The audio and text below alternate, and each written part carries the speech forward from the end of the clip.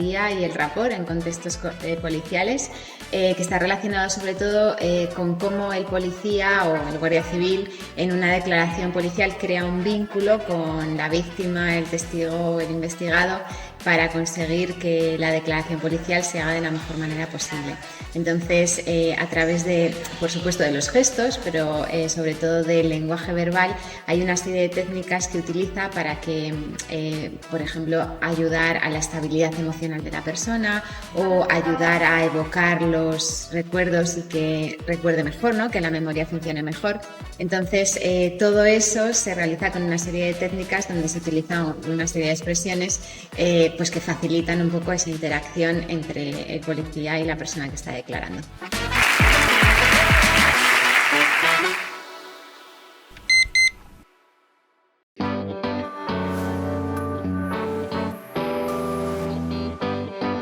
Me gustaría hablar de la expresión lingüística de las emociones con también la intención de reflexionar acerca de las consecuencias que tiene en algunos aspectos de cognición.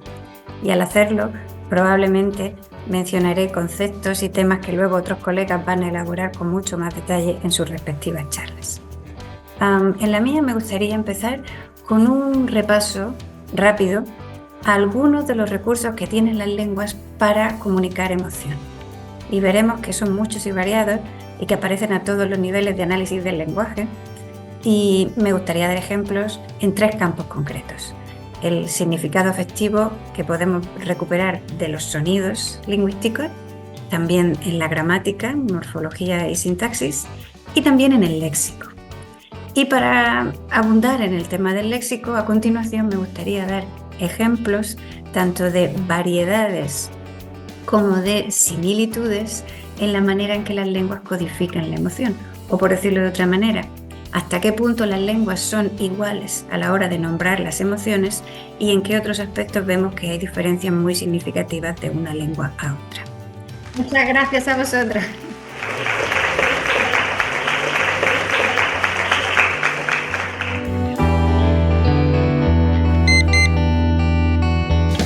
Yo en mi charla voy a hablar sobre la investigación que he estado haciendo durante los últimos 10 años, en la cual pues hemos explorado el papel de las emociones en la traducción y en la interpretación. Mi charla se titula La cara y la cruz de las emociones en la traducción, porque voy a hablar un poco de esa doble cara o doble filo que tienen las emociones. Voy a hablar de las emociones positivas y las emociones negativas y de los efectos beneficiosos y perjudiciales que puede tener para la salud física de los traductores, la salud mental y su rendimiento.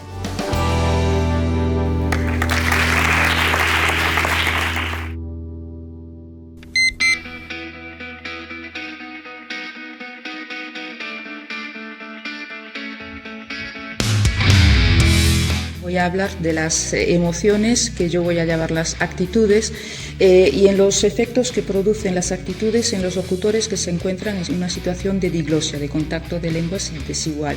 Entonces, pues voy a hablar de sentimientos como el odio hacia el grupo de origen, voy a hablar de la culpabilidad, voy a hablar del autodesprecio, es decir, todas estas actitudes que provocan en los locutores a veces pues que dejan de transmitir las lenguas porque no las consideran aptas o que se sienten culpables de hablarlas. Y frente a esto voy a hablar de otra actitud, que es la lealtad hacia las lenguas, que está repartida de manera desigual, pero que se manifiesta en muchas comunidades de formas distintas, que sea del punto de vista institucional, del punto de vista asociativo o del punto de vista individual, a través de microactos glotopolíticos de algunos locutores que luchan por sus lenguas. Y cómo esto pues, puede cambiar pues, el sentido, por lo menos suspender o retrasar la desaparición de las lenguas muy minorizadas, como pues, el occitano, el gallego, que no es muy minorizado, pero que va en ese camino, el aragonés, por ejemplo, también del que voy a hablar.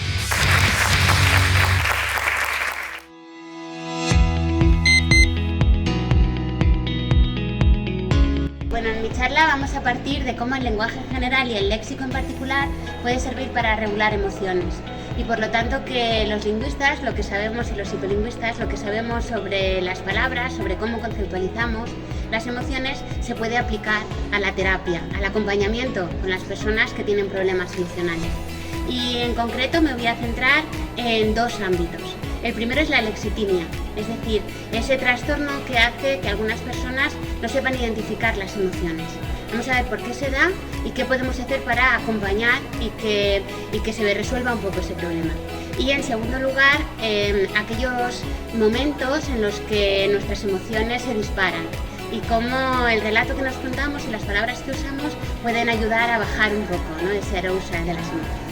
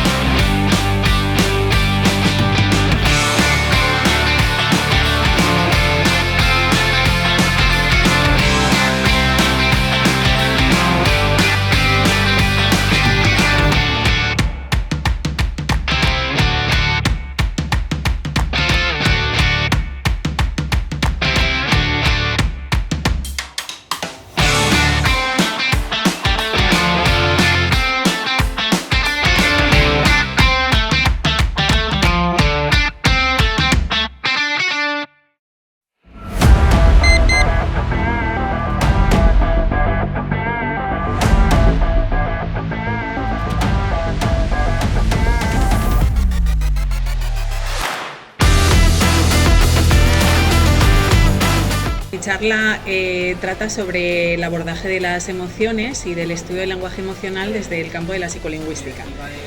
Voy a hablar del procesamiento de las palabras que tienen contenido emocional y voy a hablar también del procesamiento de la prosodia. Y voy a comentar algunos casos de estudios, tanto con personas sanas como con pacientes que tienen algún tipo de lesión cerebral.